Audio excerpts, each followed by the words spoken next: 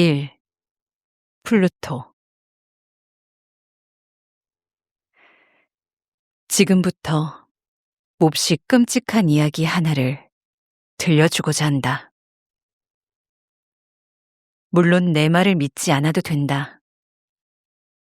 때로는 나 스스로도 내가 겪은 일을 부인하고 싶으니까. 그렇다고 해서 내가 미쳤다거나 꿈을 꾸고 있는 것은 아니다. 사실을 고백하자면 나는 내일 죽을 목숨이다.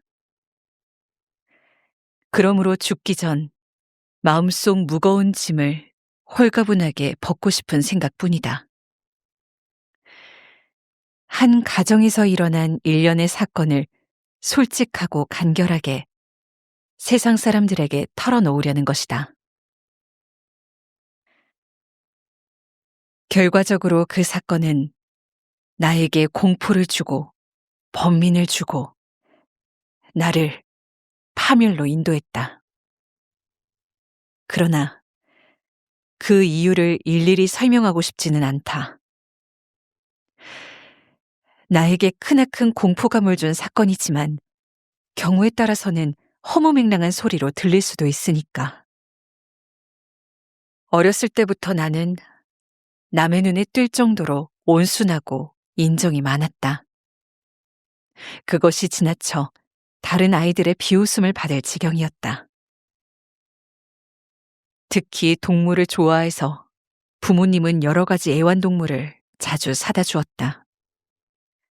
나는 동물을 데리고 놀며 대부분의 시간을 보냈다. 동물들에게 먹이를 주거나 쓰다듬는 일은 더없이 유익한 시간이었다. 어른이 되어서도 애완동물을 기르는 일은 내 생의 중요한 부분을 차지했다. 말 잘 듣는 개를 길러본 사람이라면 애완동물로 하여금 얻을 수 있는 만족감이 어떤 것인가, 그 기쁨이 얼마나 큰 것인가를 알 수 있을 것이다. 동물의 애정에는 인간처럼 어떤 사소한 계산도 있을 수 없다. 오로지 자기 희생뿐이다. 나는 일찍 결혼했다.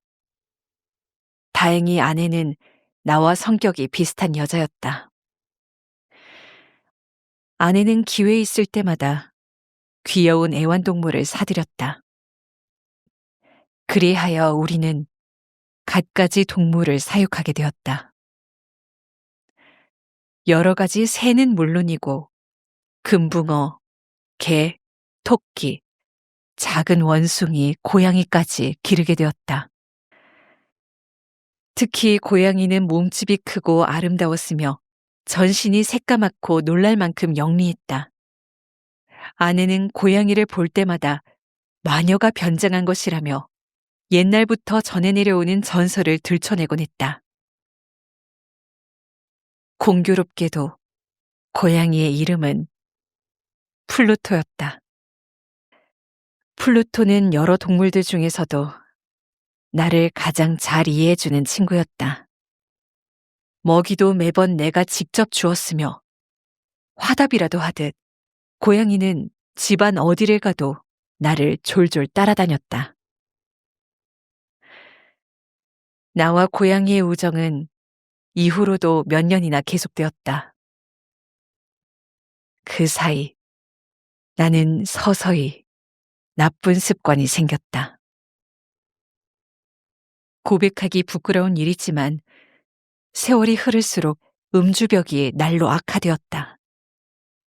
우울증까지 겹쳐 날이 갈수록 침울해지게 일쑤였고 신경이 예민해져 사소한 것에도 발끈 성을 내곤 했다.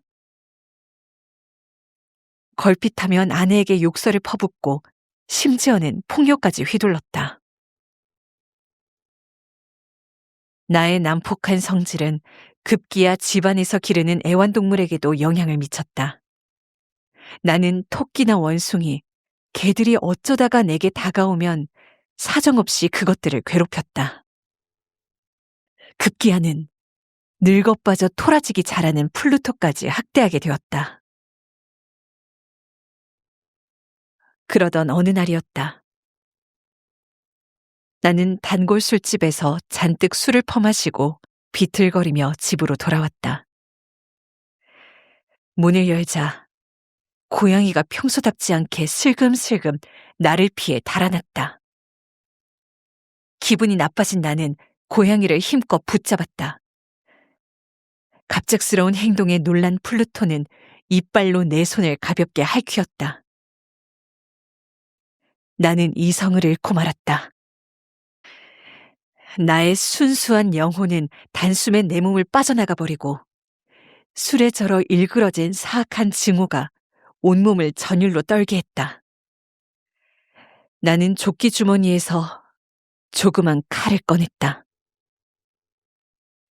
그리고 고양이의 목을 움켜잡고 한쪽 눈을 태연히 도려냈다. 고양이는 미친 듯 소리치며 울부짖었다. 다음 날 아침 나는 술에서 깨어나 겨우 정신을 차렸다. 그리고 내가 저지른 죄악에 대해 공포와 회한이 뒤섞인 실로 이상한 기분을 맛보았다. 그러나 후회는 잠깐뿐이었다. 이내 다시 술독에 빠져버렸다. 그 사이 고양이는 조금씩 상처를 회복했다. 도려낸 눈은 보기에도 끔찍했다. 고양이는 전과 마찬가지로 집안을 이리저리 돌아다녔다. 그러다가도 내가 가까이 다가가면 공포에 질려 재빨리 달아났다.